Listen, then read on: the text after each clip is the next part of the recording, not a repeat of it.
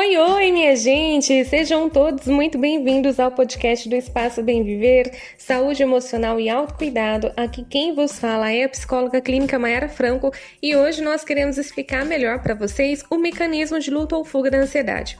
Ansiedade, como nós falamos no último podcast, é a reação ao perigo ou à ameaça. Cientificamente, ansiedades imediatas ou de curto período são definidas como reações de luta ou fuga. São chamadas dessa forma porque todos os seus efeitos estão diretamente voltados para lutar ou fugir de algum perigo. Assim, o objetivo número 1 da ansiedade é proteger o organismo. Quando nossos ancestrais viviam em cavernas, era vital uma reação automática para que quando eles fossem confrontados com algum perigo, eles fossem capazes de uma ação imediata, ou seja, atacar ou fugir. Mas mesmo nos dias de hoje, este é o mecanismo necessário. Imagine que você está atravessando uma rua. De repente, vem um carro a toda velocidade na sua direção, buzinando freneticamente. Se você não experimentasse absolutamente nenhum tipo de ansiedade, você poderia sofrer algum acidente grave, porque você não ia evitar aquilo. Contudo, ao sentir a ansiedade, a sua reação de luta e fuga tomaria conta de você e você correria para sair do caminho do carro e ficar em segurança. A moral dessa história é simples. A função da ansiedade é proteger o organismo e não prejudicá-lo. A melhor forma de pensar sobre todos os sistemas de resposta de luta ou fuga da ansiedade é lembrar que todos estão voltados para deixar o organismo preparado para uma ação imediata que seu objetivo primordial é protegê-lo. Quando alguma forma de perigo é percebida ou antecipada, ou seja, aquela impressão gerada ali no cérebro, o cérebro vai enviar uma série de mensagens a uma seção de nervos chamados sistema nervoso autônomo. Esse sistema possui duas subseções ou ramos, o sistema nervoso simpático e o sistema nervoso parasimpático. São exatamente essas duas subseções que são diretamente relacionadas nos controles dos níveis de energia do corpo e de sua preparação para a ação. Colocado aí de uma forma um pouco mais simples, o sistema nervoso simpático é o sistema de reação da luta ou fuga, que libera a energia e coloca o corpo para ação, enquanto que o parasimpático é o sistema de restauração que traz o seu corpo ao seu estado normal. Um aspecto importante é que o sistema nervoso simpático tende a ser muito um sistema tudo ou nada. Então, quando ele é ativado, todas as partes do seu corpo vão reagir. Por isso, todos os sintomas, por isso aquela sensação de todos aqueles sintomas da ansiedade. Um dos efeitos principais do sistema nervoso simpático é a liberação de duas substâncias químicas no organismo, adrenalina e noradrenalina. Elas são fabricadas pelas glândulas suprarrenais e essas substâncias, por sua vez, são usadas como mensageiras pelo sistema nervoso simpático para continuar a atividade, de modo que uma vez que essas atividades comecem, elas frequentemente continuam e aumentam durante um certo período de tempo, essas atividades de alerta. Contudo, é importante observar que a atividade no sistema nervoso simpático é interrompida de duas formas. Primeiramente, que as substâncias que serviam como mensageiras, a adrenalina e a noradrenalina, são de alguma forma destruídas por outras substâncias do corpo. Segundo, o sistema nervoso parasimpático, que geralmente tem efeitos opostos ao sistema nervoso simpático, fica ativado e restaura a sensação do relaxamento, a sensação de segurança. É importante perceber que, em algum momento, o corpo vai cansar da reação de luta ou fuga e ele mesmo vai ativar um estado de relaxamento. Em outras palavras, a ansiedade ela não pode continuar sempre aumentando e entrar em uma espiral sempre crescente que conduz aí a níveis prejudiciais que se tornam em doença, como eu expliquei lá no primeiro podcast. O sistema nervoso parasimpático é um protetor embutido que impede o sistema nervoso simpático de se desgovernar. Outra observação importante é que as substâncias mensageiras, a adrenalina e a noradrenalina, levam algum tempo para serem destruídas. Assim, mesmo depois que o perigo tenha passado e que seu sistema nervoso simpático já tenha parado de reagir, você ainda se sentirá em estado de alerta e apreensivo por algum tempo, porque essas substâncias ainda estão flutuando aí no seu sistema. Você deve sempre se lembrar que isto é absolutamente natural e não tem perigo. Aliás, isto é uma função adaptativa. Num ambiente selvagem ou num ambiente, cheio de perigos aí, a situação de ameaça, geralmente tem o hábito de atacar de novo. Então, é útil que o organismo esteja preparado para ativar o mais rápido possível essa reação de luta ou fuga. A atividade no sistema nervoso simpático produz uma aceleração do batimento cardíaco, como também um aumento da sua força, Por isso, um dos sintomas da ansiedade já imediatos, o ataque é a velocidade, aumentada aí da frequência cardíaca.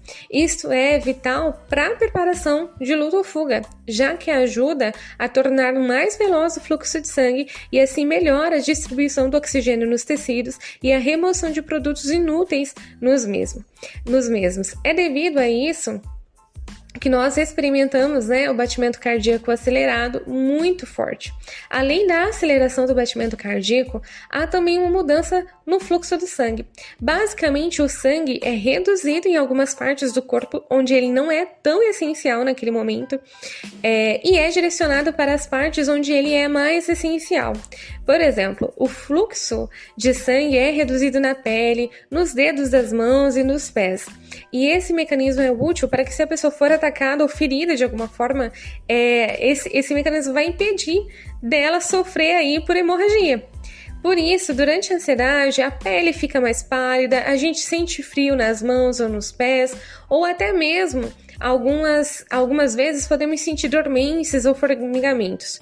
Por outro lado, o sangue é direcionado aos músculos grandes, como os das coxas ou os dos bíceps, o que ajuda o corpo em sua preparação para a ação. A reação de luta ou fuga está associada também com o crescimento da velocidade e profundidade da respiração. Isso tem uma importância óbvia para a defesa do organismo, já que os tecidos precisam de mais oxigênio para estarem preparados para a ação. As sensações provocadas por este aumento na função respiratória podem incluir sensações de falta de ar, de engasgar, de sufocamento e até mesmo dores e pressões no peito. Também importante é o efeito colateral decorrente do crescimento da função respiratória, especialmente se nenhuma atividade real ocorra, que é de haver uma redução real do fluxo de sangue para a cabeça. Por ser uma quantidade insignificante, não chega a ser perigoso para a saúde, mas produz uma série de sintomas desagradáveis que não têm nenhum prejuízo, mas que podem se manifestar como tonteiras, como visão borrada, confusão, uma fuga aí da realidade ou sensações de frio e calor forte. A ativação do sistema nervoso simpático produz uma série de outros efeitos, nenhum dos quais sendo de modo algum prejudicial ao corpo. Por exemplo, as pupilas podem se dilatar para permitir a entrada de mais luminosidade, o que pode resultar numa visão borrada, em manchas na frente dos olhos e assim por diante. Ocorre também uma redução na produção da saliva, resultando em uma boca seca. Há redução na atividade do sistema digestivo, o que geralmente produz náuseas, uma sensação de peso no estômago e também de constipação e diarreia. Por fim, diversos grupos de músculos se tensionam preparando para a reação de luta ou fuga, e isso resulta em sintomas de tensão, muitas vezes se estendendo aí para dores reais, ou tremores. Acima de tudo, a reação de luta ou fuga resulta em uma ativação geral do metabolismo corporal. Por isso, uma pessoa pode sentir sensações de calor e frio porque esse processo utiliza aí muita energia, Depois a pessoa se sente geralmente, muito cansada ou esgotada depois que passa ali toda aquela sensação da crise da ansiedade. O efeito número 1 da reação de luta ou fuga é alertar o organismo para a possível existência do perigo. E aí vamos pensar, gente, possível existência. Muitas vezes esse perigo não é real. Portanto, há uma mudança automática e imediata da atenção para pesquisar no ambiente essas ameaças em potenciais.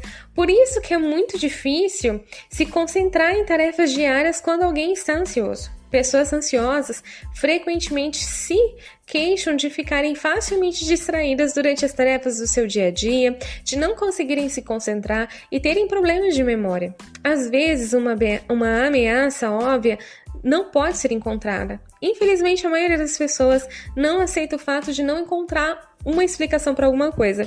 Portanto, em muitos casos, quando as pessoas não conseguem explicar ali esses sintomas, esses sentimentos, elas tendem a procurar em si próprias. Ou seja, se nada ali do exterior tá me deixando ansioso, então deve haver alguma coisa de errado comigo. Nesse caso, o cérebro vai inventar uma explicação, como eu devo estar morrendo, eu tô perdendo controle, ou eu tô ficando louco, tá? São pensamentos muito comuns quando as pessoas estão em crise de ansiedade. Por isso mesmo que esses pensamentos, eles são compreensíveis. Como já vimos, nada poderia ser menos verdadeiro, já que a função primordial da reação de luta ou fuga é proteger o organismo e não prejudicá-lo.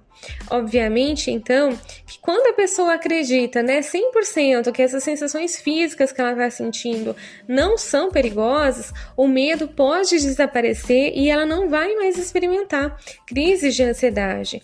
É claro que quando você já experimentou diversas crises e a pessoa interpretou isso de forma errada, a interpretação vai se tornar bastante automática no cérebro. Então, vai ser mais difícil ela entender e se convencer de que esses sintomas, que tudo isso que ela está sentindo é inofensivo. Por isso é necessário um acompanhamento profissional, tá? Eu gosto de interpretar a reação de luta ou fuga da seguinte maneira. Se você está diante de um problema e pode resolver, então luta, tá? Ou seja, enfrenta. Faça alguma coisa a respeito. Mas se você está diante de uma situação em que você não possa fazer nada, aceite isso, aceite essa situação e fuja, tá? Não é fugir aí literalmente, mas é entender que se você não tem como enfrentar, então você pode fugir. O que seria esse fugir? Se afastar desse problema emocionalmente, tá? E se proteger, porque dessa forma o perigo vai embora, ou seja, dessa forma os sintomas de ansiedade vão embora. Certo, gente? Muito obrigada por ter ficado aqui com a gente até agora. Se esse podcast fez sentido para você, compartilha com alguém especial. Hoje o pod foi bem teórico, mas era importante esclarecer para vocês de uma forma mais específica como é que funciona esse mecanismo aí da ansiedade, tá? E se você entender, como você viu, como eu expliquei agora há pouco, os sintomas de ansiedade não é para ficar crescendo, tá? Porque o próprio sistema, ele regula para o estado voltar ao normal. Então, se isso não está acontecendo, aí deriva um estado de doença, de patologia, e você precisa, então, buscar um auxílio profissional para poder lidar com a ansiedade. Não deixe, tá, gente, de buscar ajuda profissional. Muito obrigada mesmo, tá? Nos siga aí nas redes sociais, @bemvivermd, se inscreve aqui nesse canal. Até semana que vem nós vamos trazer muito mais dicas para vocês e tchau!